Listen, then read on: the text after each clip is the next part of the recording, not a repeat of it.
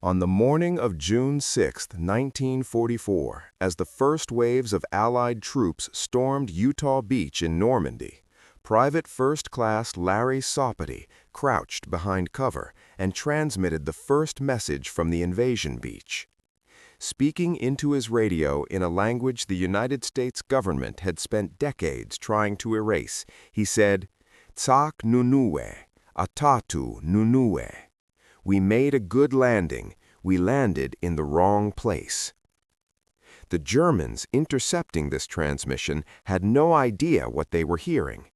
Their intelligence services had spent years studying Native American languages, sending anthropologists to the United States before the war to learn these dialects. But the Comanche language, unwritten, complex, and spoken by fewer than 1,000 people, had eluded them. What the Germans didn't know was that the very language they were trying to break had nearly been destroyed by the same government now using it to win the war. This is the story of how America tried to kill the Indian to save the man, and how those same Indians helped save D-Day. The story begins not on the beaches of Normandy, but in the harsh reality of forced assimilation that defined Native American life in the late 19th and early 20th centuries. In 1879, U.S. Cavalry Captain Richard Henry Pratt, a man who had fought against the Comanche, Kiowa, Cheyenne, and Arapaho tribes, founded the Carlisle Indian Industrial School in Pennsylvania. His philosophy was brutally simple and is captured in words that would become infamous: "Kill the Indian in him and save the man." Carlisle became the model for over 400 boarding schools across the United States. These institutions were part of a systematic campaign of cultural genocide. Native American children, some as young as 5 years old, were forcibly removed from their families, sometimes for 4 years or more. The moment they arrived, the process of erasure began. Their hair was cut, their traditional clothing was confiscated and burned. They were stripped of their tribal names and given Anglo-American ones, often saints' names. They were dressed in military-style uniforms and taught to march in formation. They were forbidden to speak their native languages, forbidden to practice their religions, forbidden to maintain any connection to their cultures. The punishment for speaking their own language could be severe: beaten with straps, forced to hold bars of lye soap in their mouths, locked in dark closets. For the Comanche, once the most powerful tribe on the southern plains, lords of an empire stretching from Kansas to Mexico, this represented the final assault. They had already been defeated militarily, their buffalo herds exterminated, their land taken, and their people confined to reservations. Now the government was coming for their children. In Oklahoma, where most Comanche had been relocated, children were sent to schools like the Riverside Indian School, Fort Sill Indian School, and others. There they were told their culture was primitive, their language savage, their traditions worthless. They were taught to be ashamed of being Comanche. The goal was not just education, it was complete cultural annihilation. The irony, as one historian noted, was that while the schools operated with military discipline, strict schedules, uniforms, formations, this actually made it easier for these students to adapt to actual military life years later. The government boarding schools, run like boot camps, had inadvertently trained a generation of Native Americans for military service, but they had also traumatized them, separating them from their families, their languages, and their identities. Not all children surrendered. Some ran away, only to be caught and brought back. Some found ways to speak their languages in secret, passing words to each other when teachers weren't watching.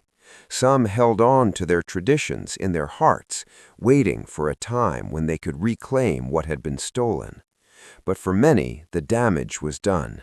Entire generations grew up unable to speak to their grandparents, disconnected from ceremonies and stories that had sustained their people for centuries. By the early 20th century, the Comanche language was endangered. Fewer and fewer fluent speakers remained. The boarding school policy appeared to be working. The Indian was being killed, if not quite as Pratt had imagined. But history has a way of taking unexpected turns. Despite everything, one thing the boarding schools and enforced assimilation could not destroy was the Comanche warrior tradition. For centuries, Comanche men had proven themselves in battle, earning honor and respect through acts of bravery. This cultural imperative ran deeper than any government policy could reach. When World War I broke out, Native Americans volunteered for military service at rates nearly twice that of the general American population. The government had tried to beat the warrior out of them in boarding schools, but that warrior spirit remained. Young Comanche men saw military service as a way to prove themselves, to honor their ancestors, and to fight for a country that had never quite accepted them as equals. It was during World War I that the U.S. military first discovered the potential of native languages for secure communication. Choctaw soldiers in the 36th Infantry Division in France began transmitting messages in their native language when German codebreakers were intercepting every other form of Allied communication. The Germans, who had broken most Allied codes, were completely baffled. They had no reference materials, no dictionaries, no way to understand what they were hearing. The experiment worked brilliantly, but it was quickly forgotten after the war ended. The military moved on, and the concept of code talkers disappeared from official planning. But the Germans remembered. In the years leading up to World War II, German intelligence services sent teams of anthropologists to the United States to study Native American languages. They visited reservations, churches, and academic institutions, gathering information on dozens of tribal languages. In 1939, German missionaries were reported near Indiahoma, Oklahoma, in the heart of Comanche country. They claimed to be studying native cultures for religious purposes, but military intelligence suspected they were gathering information for a future war. What the Germans didn't realize was that their task was nearly impossible. There were hundreds of distinct Native American languages and thousands of dialects. Many had never been written down.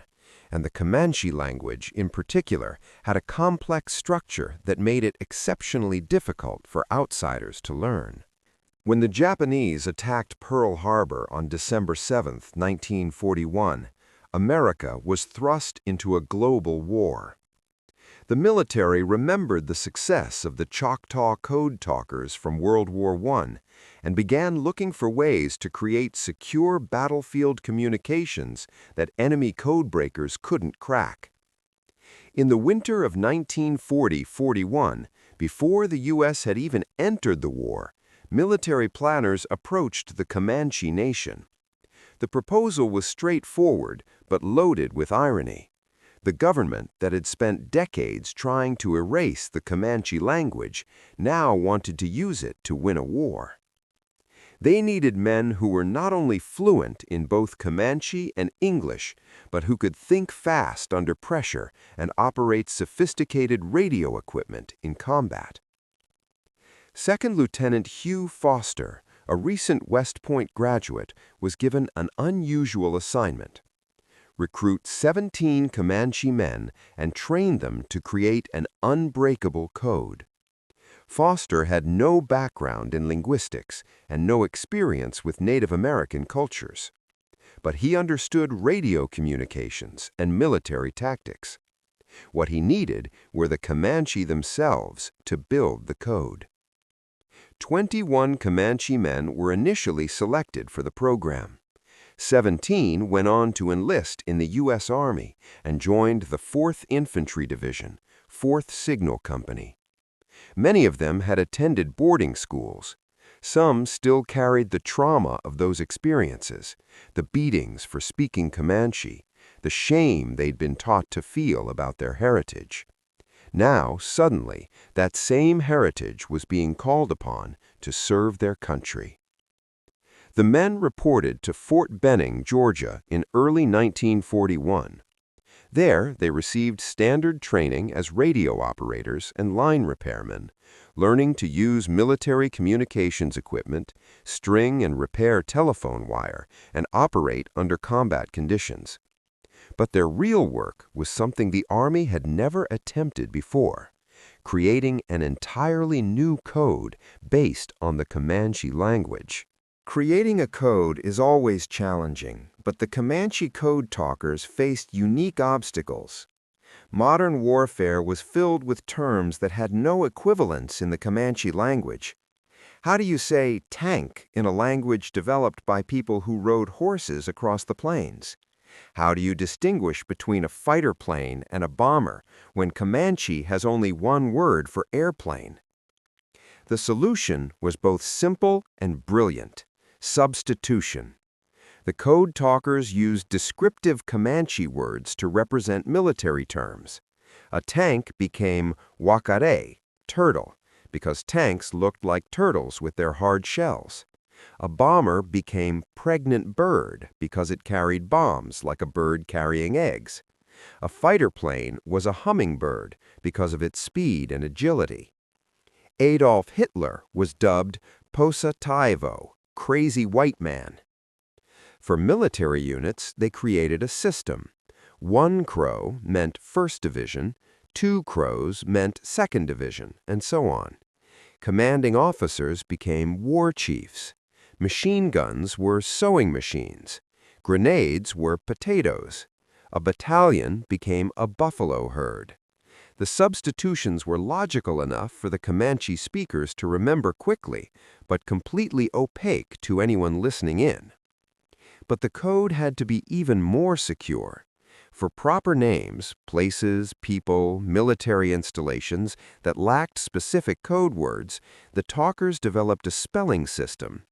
Each letter of the alphabet was assigned a Comanche word. If a location started with the letter A code talker might say araca, the Comanche word for alligator. The next letter could be any Comanche word starting with that English letter. This added another layer of security because even another Comanche who wasn't part of the program would be unable to understand what was being communicated. Charles Chibity, one of the Code Talkers, later explained, "If the location started with the letter A, then I would say araca, the Comanche word for alligator. The specific word did not matter. I could use any Comanche word that began with the letter A in the English language and complete the word using other Comanche words." The men compiled a vocabulary of 250 code terms. They practiced constantly, memorizing the substitutions until they could translate instantly under pressure. The Army gave them complete freedom to develop the code as they saw fit, because only they understood the nuances of their own language. And the security was absolute. The Code Talkers were placed in a guarded room and told they could not discuss their work with anyone outside the group. Even other Comanche who weren't Code Talkers would be unable to decipher their transmissions. By the fall of 1941, the training was complete. The 17 Comanche Code Talkers were assigned to different units within the 4th Infantry Division. 2 were assigned to each regiment, 3 stayed at division headquarters, and the rest were distributed throughout Signal Corps units. They were ready for war. In late 1943, the 4th Infantry Division was shipped to England as part of the massive buildup for the invasion of Nazi-occupied Europe. The Code Talkers had already proven themselves in training exercises in Louisiana, but now they were preparing for the real thing. For 6 months, they trained in southern England, running drills, laying communications wire, and rehearsing the invasion that everyone knew was coming. The Comanche soldiers lived with the constant awareness of what they were about to face. Many of them participated in a peyote ceremony before deploying overseas, a sacred ritual in the Native American church. They were given medicine bags containing blessed peyote buttons to protect them in battle. Haddon Kodina, one of the Code Talkers, later said, "It must have worked, for all of us came back home." Larry Saupati had the additional responsibility of serving as personal orderly, driver, and radio operator to Brigadier General Theodore Roosevelt, Jr., son of President Theodore Roosevelt and the Assistant Division Commander. Roosevelt was one of the only generals who insisted on landing with the first wave. Saupati would be right beside him. As June approached, the men knew the invasion was imminent. They were ready, but they also understood the odds. Everyone knew D-Day would be bloody. The Germans had been fortifying the French coast for years, building the Atlantic Wall, a network of bunkers, artillery positions, machine gun nests, and obstacles designed to turn the beaches into killing zones. Intelligence estimates suggested that casualties in the first wave could exceed 70%. At 0530 hours on June 6, 1944, as dawn broke over the English Channel, the Allied Armada approached the coast of Normandy. 13 Comanche Code Talkers were aboard ships heading toward Utah Beach as part of the 4th Infantry Division. One Code Talker, Forrest Casanavoid, was unable to cross the Atlantic with the unit due to illness and would join them later.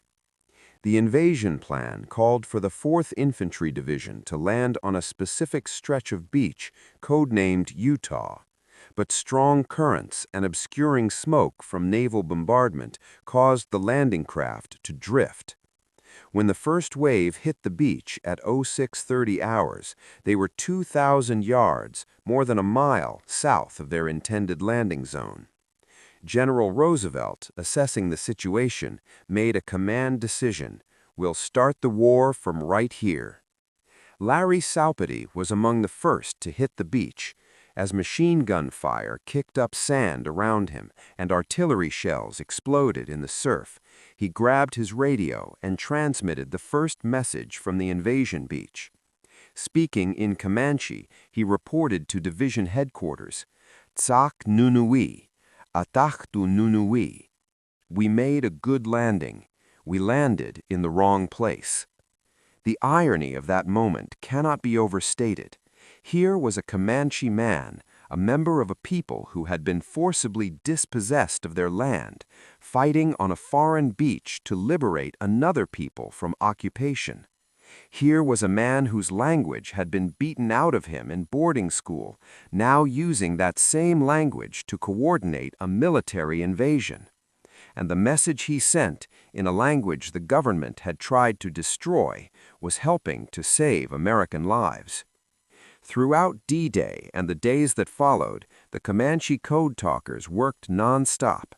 Their primary job was laying and repairing telephone wire between units and headquarters.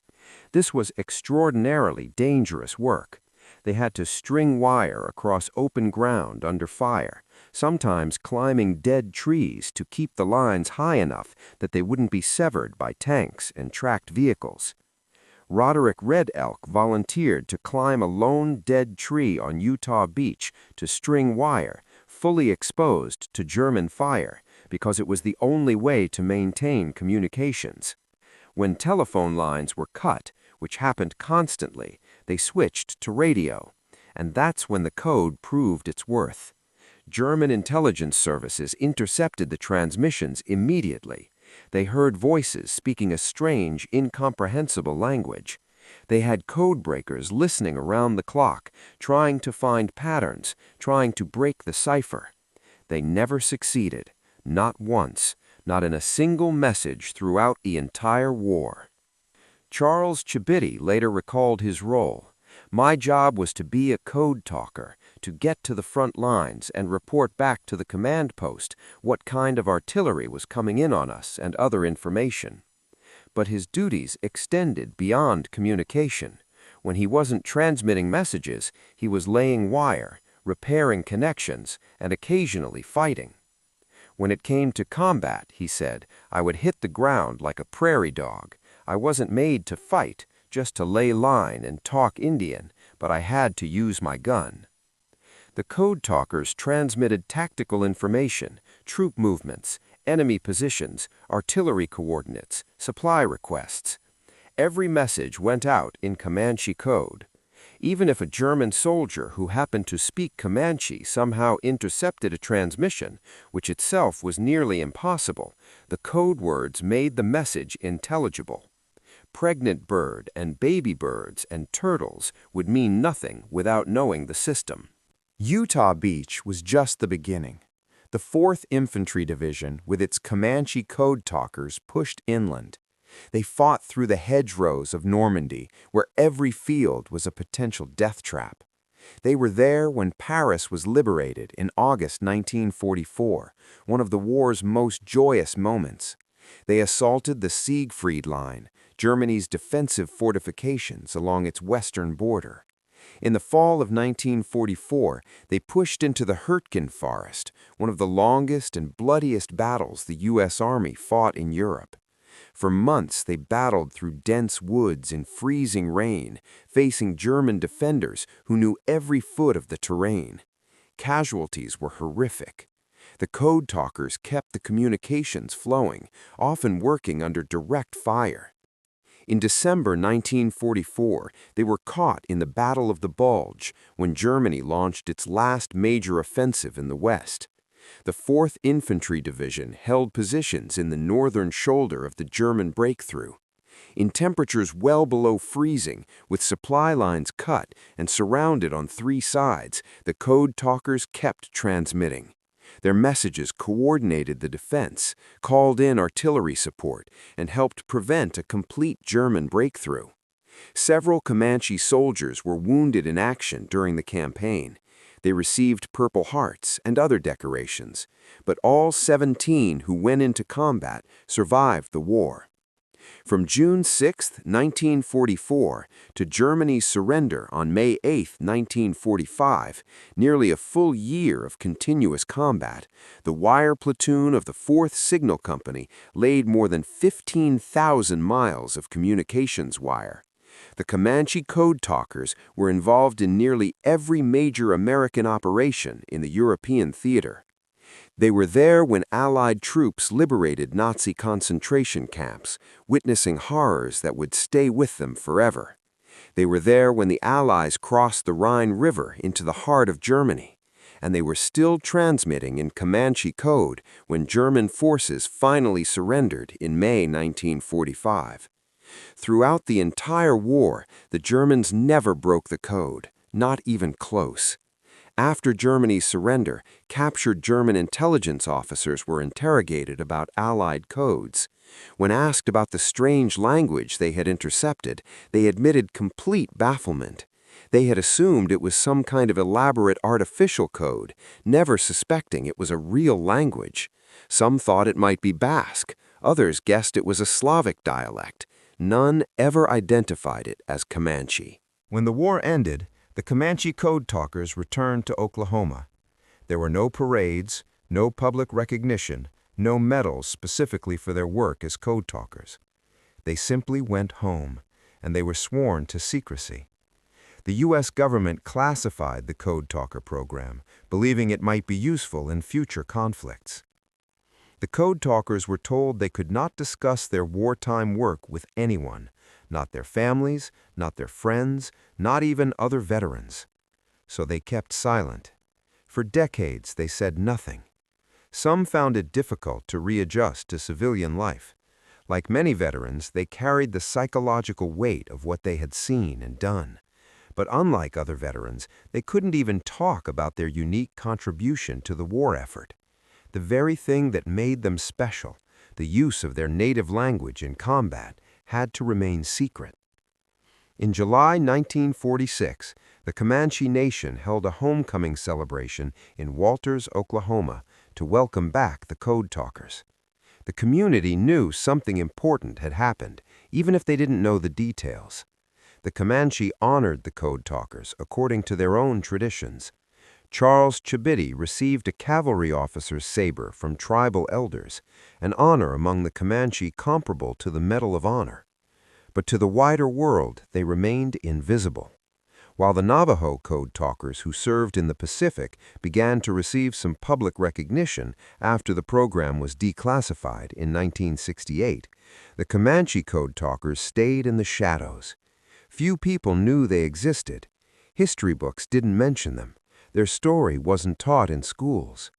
This silence was particularly painful because it reinforced a lifetime of being told their language and culture didn't matter. As children, they'd been beaten for speaking Comanche. As soldiers, they'd saved lives by speaking Comanche. And then as veterans, they couldn't even tell anyone what they'd done. The cruel irony of their situation was not lost on them. It wasn't until 1989, 44 years after the war ended, that the Comanche Code Talkers received their first formal recognition. The French government awarded them the Chevalier of the National Order of Merit, honoring their role in the liberation of France. For the aging veterans, it was a meaningful moment. France, at least, remembered what they had done. But American recognition was slower in coming. In 1999, more than half a century after D-Day, the U.S. Department of Defense finally honored the Code Talkers. On November 30th, in an emotional ceremony at the Pentagon's Hall of Heroes, Charles Chibity, one of the last surviving Comanche Code Talkers, received the Knowlton Award for Outstanding Intelligence Work. He was presented with an American flag that had flown over the U.S. Capitol. Chibity, then in his 70s, spoke about his wartime service with pride, but also with a sense of irony that never quite left him. "My language helped win the war, and that makes me proud," he said, "very proud." But he also noted the contradiction. The same government that had tried to destroy his language had relied on it when it mattered most. In the years that followed, historians and filmmakers began to tell the story of Native American Code Talkers. Books were written, documentaries were made, and museums created exhibits. The National Museum of the American Indian in Washington, D.C., honored all Code Talkers, including the Comanche. Their sacrifice was finally being recognized, though most of the men themselves had already passed away. Charles Chibity lived until 2005, long enough to see his story told and his contribution recognized. He gave interviews, spoke to school groups, and visited the Pentagon, where Secretary of Defense Donald Rumsfeld personally thanked him for his service. But Chibity never forgot the boarding schools. He never forgot being told his language was worthless, and he never stopped finding it remarkable that the same language he'd been punished for speaking as a child had helped save his country as a man. Today, descendants of the Comanche Code Talkers make pilgrimages to Normandy. The Comanche Indian Veterans Association has organized multiple trips to Utah Beach, where relatives of the Code Talkers walk the sand, pray in Comanche, and remember the men who fought there. In 2024, on the 80th anniversary of D-Day, they returned again. Family members spoke of feeling the presence of their fathers and grandfathers, the Code Talkers, whose words in Comanche had echoed across that beach 8 decades earlier. But there's a tragic coda to this story. The Comanche language that proved unbreakable to German code breakers is now critically endangered.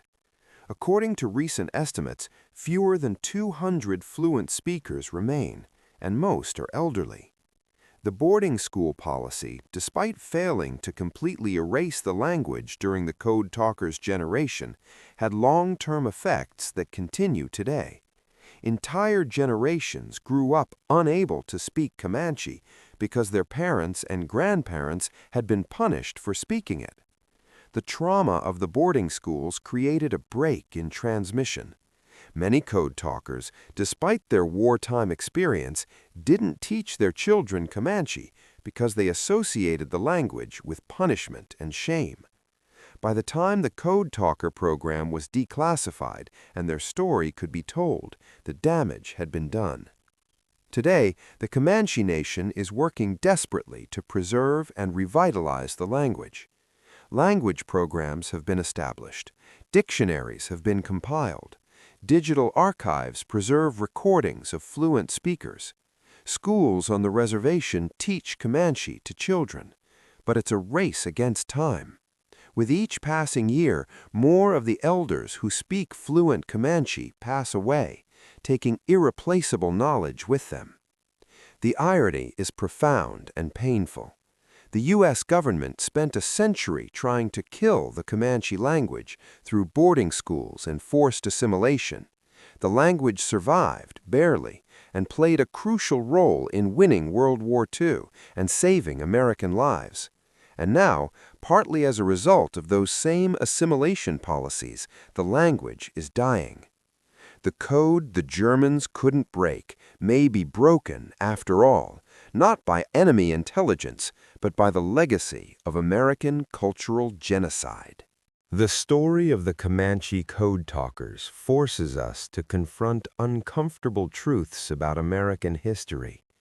It's a story about courage and patriotism, yes, but it's also a story about hypocrisy and trauma. These men fought for a country that had never treated them as equals, using a language that same country had tried to destroy. Why did they do it? The question has been asked many times. Some historians point to the warrior tradition in Comanche culture, the idea that proving oneself in battle was a path to honor and respect. Others note that military service offered economic opportunities that were scarce on the reservation. Still others suggest that the Code Talkers saw themselves as defending their people and their land, even if that land had been stolen from them. But perhaps the simplest answer comes from the Code Talkers themselves. When asked why he served, Charles Chabidi said, "It was the right thing to do." Despite everything, despite the boarding schools, despite the discrimination, despite the broken treaties and stolen land, when America called, these men answered. They served with honor and distinction, not because America had earned their loyalty, but because they chose to give it. Their legacy is complex. On one hand, they're heroes who saved countless American lives and helped win the most important war of the 20th century. Their use of the Comanche language in combat was ingenious and effective. The code was never broken. Their contribution to victory was significant and undeniable. On the other hand, their story is a damning indictment of American policy toward Native Americans. It reveals the staggering hypocrisy of a government that spent decades trying to erase native languages through boarding schools, only to desperately need those same languages when war came. It shows how Native Americans have consistently served a country that has consistently failed them. The Code Talker program itself raises questions about exploitation. Did the U.S. military use these men's languages without fully acknowledging the trauma those same men had endured? Were the Code Talkers celebrated for their contribution, or were they simply used and then forgotten? The fact that the program was classified for decades, that recognition came only at the very end of the Code Talkers' lives, suggests uncomfortable answers. Today, there are memorials to the Code Talkers at the National Museum of the American Indian, at Oklahoma's state capitol, and in various museums across the country. In 2008, the Code Talkers Recognition Act awarded congressional gold medals to all tribes whose members served as Code Talkers. The Comanche Nation received its medal in a ceremony in Washington, D.C. But medals and memorials, while important, don't change the fundamental reality. The boarding school policy was cultural genocide. It traumatized generations of Native Americans. It nearly destroyed dozens of native languages, including Comanche. And while those languages proved valuable in wartime, that doesn't justify the attempted erasure. If anything, it shows what was nearly lost. The story of the Comanche Code Talkers should be taught in every American school, not just as a feel-good tale of patriotism, but in all its complexity and contradiction. Students should learn about the boarding schools and the kill the Indian, save the man philosophy. They should learn about forced assimilation and cultural genocide. And they should learn about the remarkable irony that the language the government tried to destroy became a weapon that helped win the war. Larry Sopity, Charles Chibity, Roderick Red Elk, Haddon Codina, Forrest Casanavoid, Wellington Mehekabee, and the others deserve to be remembered not just as code talkers, but as survivors of a genocidal policy who chose to serve their country anyway. Their decision to fight for America, despite everything America had done to them and their people, is either the greatest act of patriotism or the greatest tragedy in American military history. Perhaps it's both. In 2017, an elderly Comanche woman stood on Utah Beach in Normandy, tears streaming down her face. Her father had been a code talker. He had landed there on D-Day, transmitting messages in Comanche while German machine guns fired across the beach. She said she could feel his presence in the waves rolling onto the sand. She sang a traditional Comanche honor song, and she placed tobacco into the water, a sacred offering for those who had fought and died there. That moment captures the full weight of this story, a language that was merely destroyed, a people who were nearly destroyed, and yet they endured, they survived, they served, they saved lives. The Comanche Code Talkers were heroes, complicated, wounded heroes whose story forces us to confront the worst and best of American history. The last of the Comanche Code Talkers are gone now. Charles Chibity, the last to survive, died in 2005. But their legacy remains. Every time someone learns the Comanche language, every time their story is told, every time we acknowledge both their service and the injustice they endured, we honor them. And perhaps most importantly, we remember that languages are not just tools for communication. They are vessels of culture, repositories of history, expressions of identity. The Comanche language wasn't valuable only because it could transmit military messages. It was valuable because it was the language of a people, a culture, a way of understanding the world. That's what the boarding schools tried to destroy. That's what the code talkers preserved. And that's what we risk losing forever if we don't act. On June 6, 1944, Larry Sopity landed on Utah Beach and spoke in Comanche. Those words helped save D-Day. Those words helped win the war. Those words were a gift from a people who had every reason to withhold it. We should never forget that gift, and we should never forget the cost at which it was given.